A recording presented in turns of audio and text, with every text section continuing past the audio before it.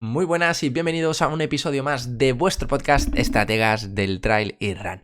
Y antes de nada, antes de hablaros del tema principal que va a ser los test de trail running, quiero hablaros de diferentes novedades que tenemos dentro del equipo de estrategas y que de hecho me han hecho recapacitar. ¿Qué sería esto?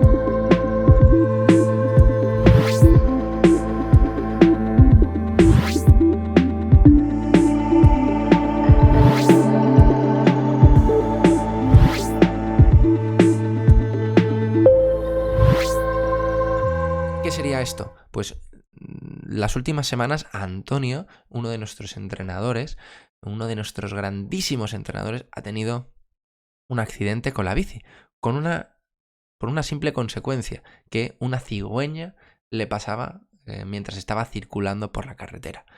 ¿Esto qué supuso? Ostras, pues un susto muy grande, ¿no? Porque nunca sabes qué va a suceder en un entrenamiento, qué va a suceder en una competición y debido a que esta cigüeña pasaba por la carretera, supuso que se cayó cuando iba a una velocidad de alrededor de 30-40 kilómetros por hora. Imaginaros qué leche se dio. ¿Esto qué nos hace pensar? Pues bueno, yo pienso que debemos recapacitar en esa parte de disfrutar de forma constante de lo que estamos haciendo, porque realmente nunca sabemos lo que podría suceder. Nunca sabemos si en ese pequeño tropiezo cómo podía haber acabado esa situación. Por eso debemos agradecer de forma constante, de forma recurrente, dar las gracias por cada entrenamiento que podemos hacer, porque solo nos damos cuenta de lo que estamos haciendo, de lo que estamos disfrutando, de lo que debemos hacer sin molestias, sin dolores, cuando sucede algo. Ese tropiezo que pudo acabar con peores consecuencias, podía haber acabado con una lesión y haberle apartado de realizar los kilómetros, de realizar entrenamientos durante probablemente mucho tiempo. Imaginaros pues que con esa caída se hubiera roto la clavícula, se hubiera roto pues el brazo, alguna pierna, un corte grande pues con alguna parte de la bicicleta que hubiera supuesto puntos. Bueno, algún tipo de situación que por desgracia le hubiera mantenido fuera de jugada durante algún tiempo. Entonces por eso me gustaría empezar con esta pequeña ¿cómo se diría la palabra? Bueno, seguro que la conseguís acabar vosotros. Recapacitación para que tengamos en cuenta qué puede pasar en esas situaciones, no en esos tropiezos. Por eso, disfrutar de forma constante, de forma recurrente, intentar ver lo que estamos haciendo e intentar entender que tenemos que disfrutar de nuestro día a día. Por eso es importante que miremos a largo plazo, pero disfrutando del camino, porque si solo pensamos en la meta, si solo pensamos en el objetivo, nos olvidamos de todo el proceso que te lleva allí. Y sin lugar a dudas, el proceso es mucho más importante que la meta, que ese objetivo que tienes ahí en mente. Cuanto más tiempo te pasas en el proceso o cuanto más disfrutas de ese proceso, la meta llega por sí sola, sin lugar a dudas. Y de hecho, pues metas hemos tenido muchas durante estos últimos días.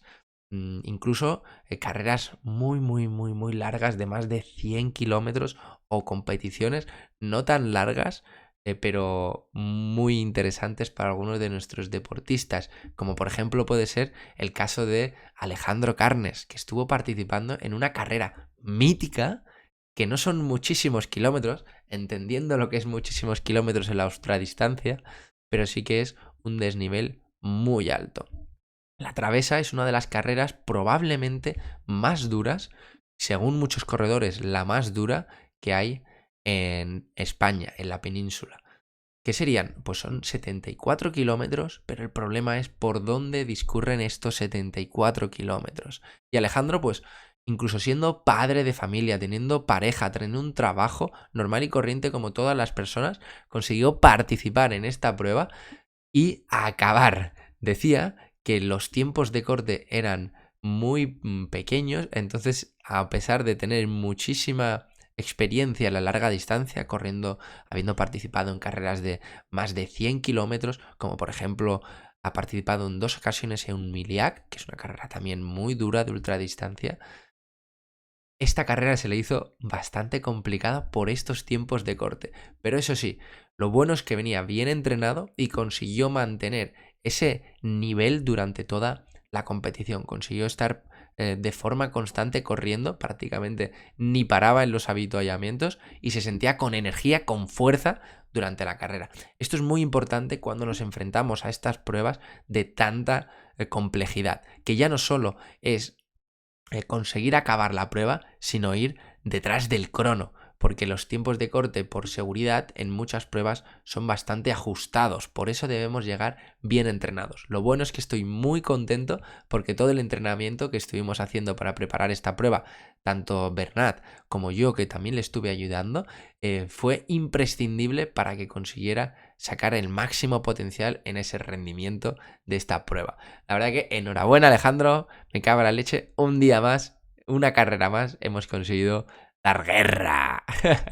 Y bueno, también me hace mucha ilusión comentar que desde mi querida Chile tenemos 2 corredores, Fernando Millar y Claudio, que participaron en la Columbia Trail Challenge. Lo bueno y lo increíble también de esta prueba es que incluso Claudio fue ganador de su categoría en la distancia de 100 kilómetros. Son unos corredores que llevan ya muchos meses trabajando con nosotros y sin lugar a dudas trabajan de forma constante. A pesar de todas las peculiaridades que pueda haber en su día a día, sacan esos entrenamientos y lógicamente luego llega el día de la prueba y todo va sobre ruedas. No hay ningún tipo de incidente e incluso pues podemos llegar a realizar tener ese rendimiento tan alto que incluso ni nos podíamos imaginar antes de poder hacer la prueba. Y también tuvimos a los corredores Andrés, a Gustavo, a Gus, a María participando en la Andorra by UTMB el pasado fin de semana. Y además María consiguió una grandísima posición, a pesar de que todo el rato nos peleamos junto a Antonio, el entrenador, a pesar de que está todo prácticamente casi cada fin de semana o varias veces al mes compitiendo, en esta ocasión ha vuelto a poder realizar un grandísimo papel consiguiendo la 9ª posición dentro de una carrera que es que tiene un nivel muy elevado y consiguió finalizar la 9ª de su categoría.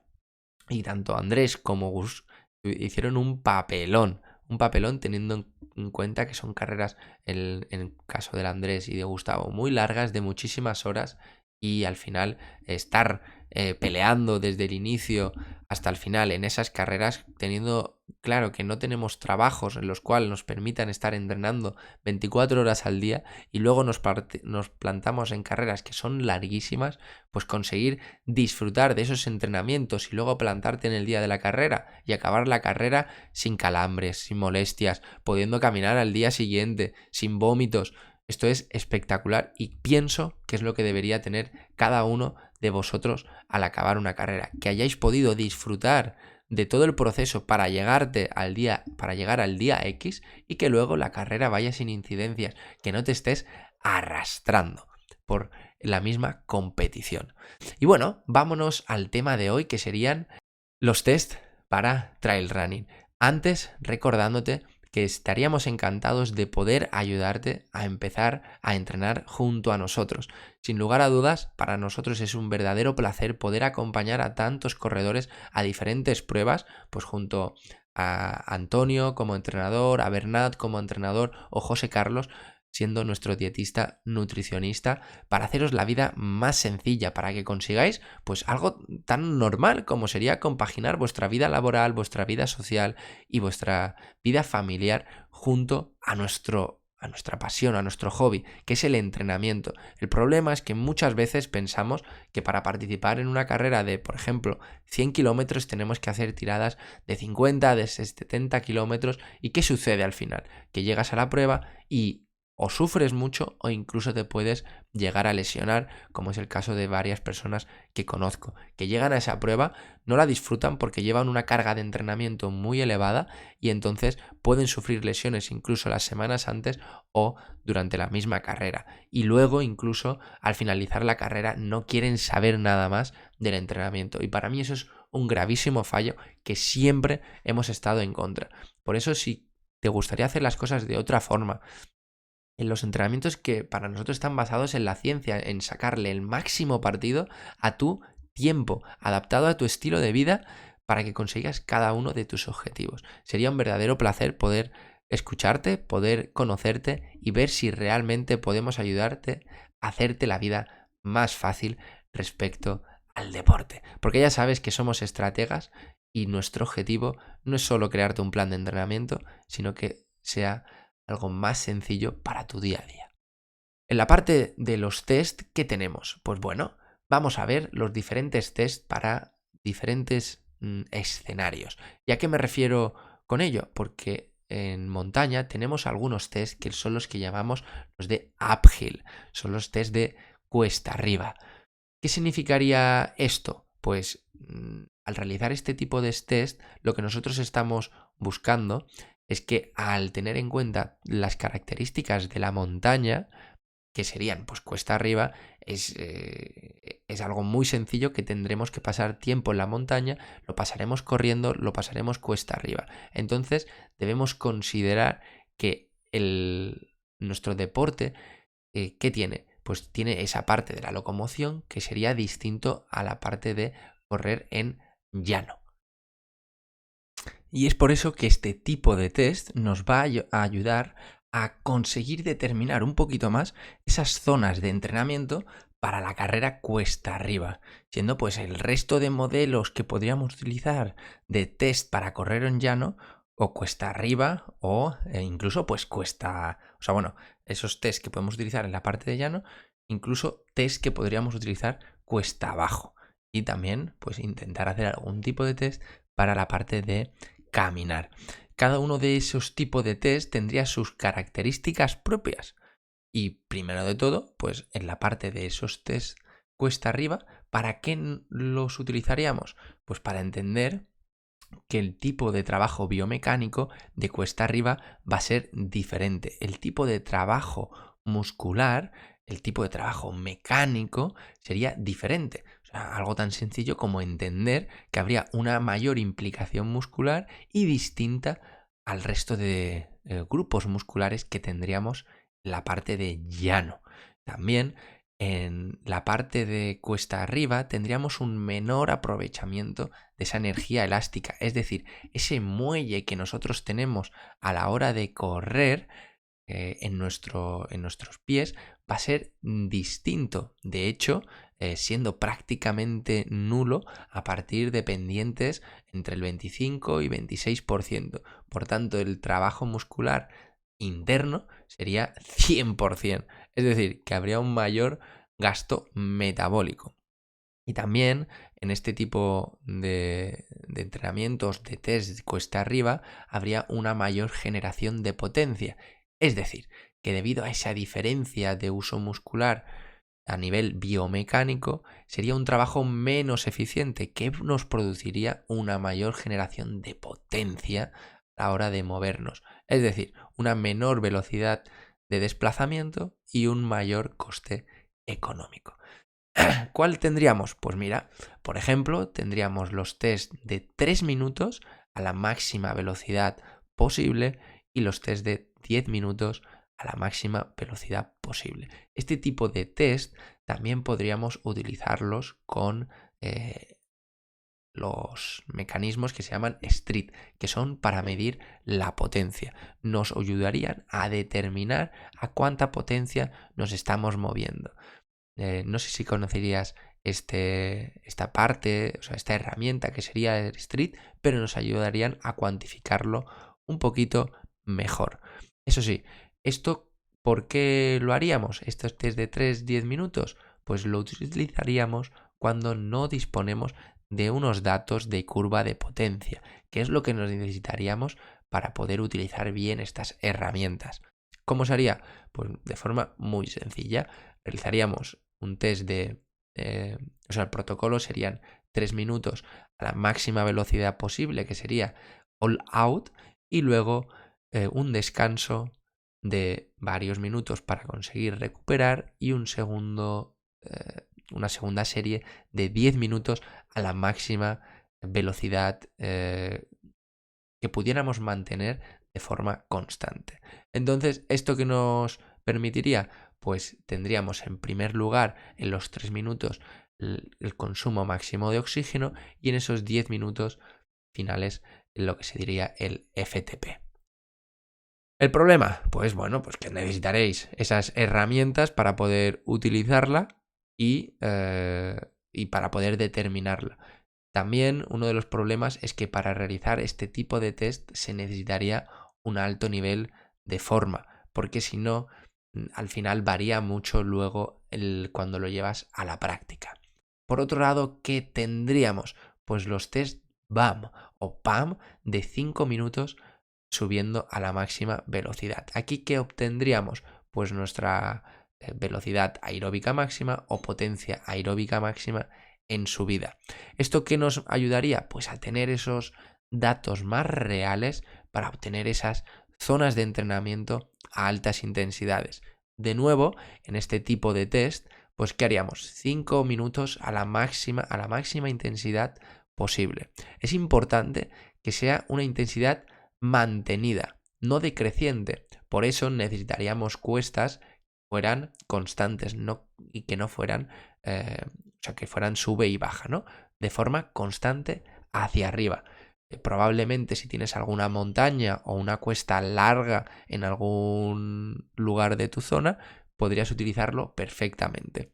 También recuerda que es interesante al realizar cualquier tipo de test que lo puedas volver a reproducir. Es decir, que no tiene ningún sentido realizar un tipo de test en subida en un lugar y luego volver a realizarlo en otro lugar para intentar comparar. Las cuestas, la montaña, pues probablemente tenga una tecnicidad diferente o tenga incluso una pendiente diferente a lo largo de todos los metros que vayas a recorrer. Entonces debes tener muy en cuenta esta parte a la hora de realizar los test.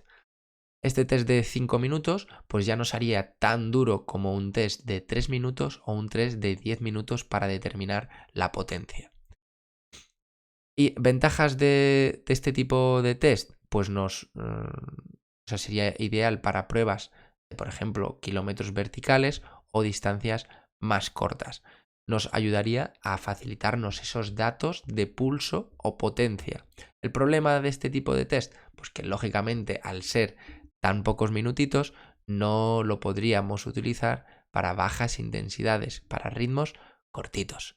Por otro lado,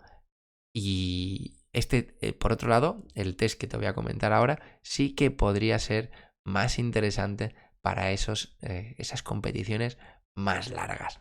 ¿Cuál sería? Pues el test de 20 minutos en subida. Este test de 20 minutos en subida nos ayudaría a obtener esos valores más reales para lo que se denominaría el máximo estado estable de lactato o también, y muy conocido, y probablemente más conocido para ti, que sería el umbral anaeróbico o en la parte de potencia el FTP que te ayudaría a obtener ese dato en subida. Estos datos serían para tenerlos en cuenta en su vida. ¿Y aquí qué haríamos? Pues de nuevo, como en casi todos los test, la máxima intensidad constante que deberías mantener durante todo el tiempo. Es muy importante, quiero seguir recalcando, que sea constante y que empecemos con una percepción del esfuerzo baja a la hora de realizar este tipo de test, porque si no va a ser largo. Si empiezas a la máxima velocidad posible, en pocos minutos vas a sentirte fatigado. Entonces, si vieras la curva que hayas realizado en el test, verás que empieza a bajar. Lo ideal es que se mantenga de forma lineal. ¿Esto qué sería? Pues una adaptación de los test más conocidos, como por ejemplo los de 30 minutos en llano.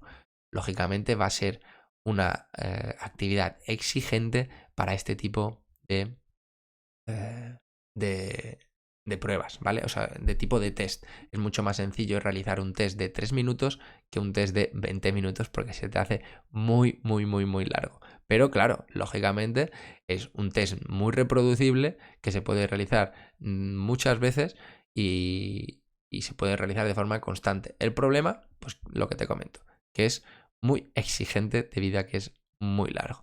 Las grandes ventajas que tiene este tipo de test, pues que conseguiremos unos valores muy cercanos al máximo estado estable de lactato y al FTP, y van a ser muy aplicables a esos entrenamientos de cuesta hacia arriba o los famosos cacos, caminar y correr para distancias medias o largas, una vez que tienes determinado esas zonas de entrenamiento. Los inconvenientes, pues que obviamente necesitas una subida para poder hacerla sin interrupciones, que no tengas que estar parando, que no tengas que estar subiendo y bajando. Entonces, lo vamos a poder mantener de forma ininterrumpida y que lógicamente no todo el mundo podría tener a su alcance este tipo de montañas o este tipo de lugares. También, al realizar este tipo de test de 20 minutos en subida, se requiere un estado mínimo de forma para poder hacerlo, porque si no es muy duro gestionar toda esa intensidad a lo largo de los 20 minutos. Las carencias que tendría el test, pues que lógicamente pues no nos facilitaría ni esos datos a muy alta intensidad ni esos datos a muy baja intensidad, pero se podría estimar, al menos más que un test de 3 minutos, por ejemplo, para larga intensidad. Dicho esto, nos iríamos a los test más largos que podríamos obtener para determinar el umbral anaeróbico. Y este test ya no es en subida, sino que sería en llano, sin ningún tipo de problema, ¿no? Lo que buscaríamos es que reproducirlo en alguna tirada larga. ¿Y aquí qué buscaríamos? Pues serían test de alrededor 50 minutos, 60 minutos para obtener ese umbral aeróbico a muy baja intensidad.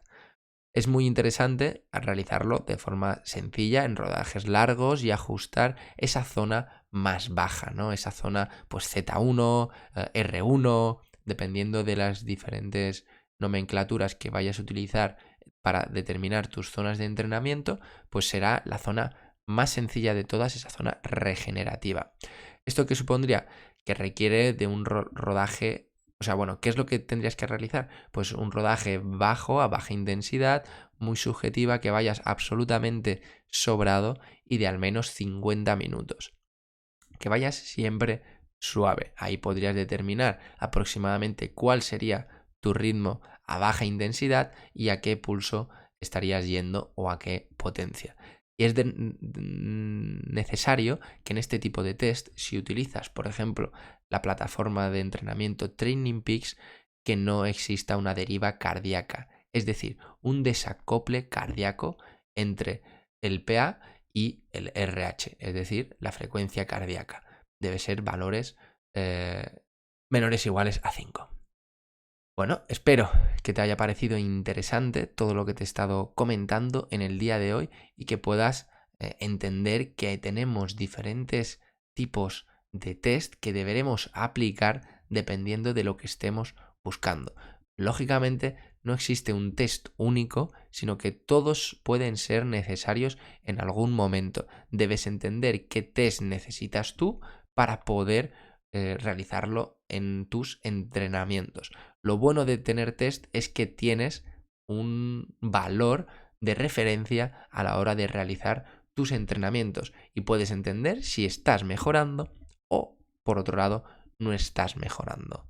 Así que espero que te haya parecido interesante el episodio de hoy, espero que lo compartas si es así y que me preguntes cualquier tipo de duda que tengas respecto a los test e incluso si tú utilizas alguno de estos que hemos comentado. Tengo que decir que los que hemos dicho en el día de hoy no son test muy comunes, son test más alternativos y tal vez no los utilices, pero puede ser una buena herramienta para empezar a realizarlos. Un fuerte abrazo y como siempre nos vemos la semana que viene, el miércoles, un día más.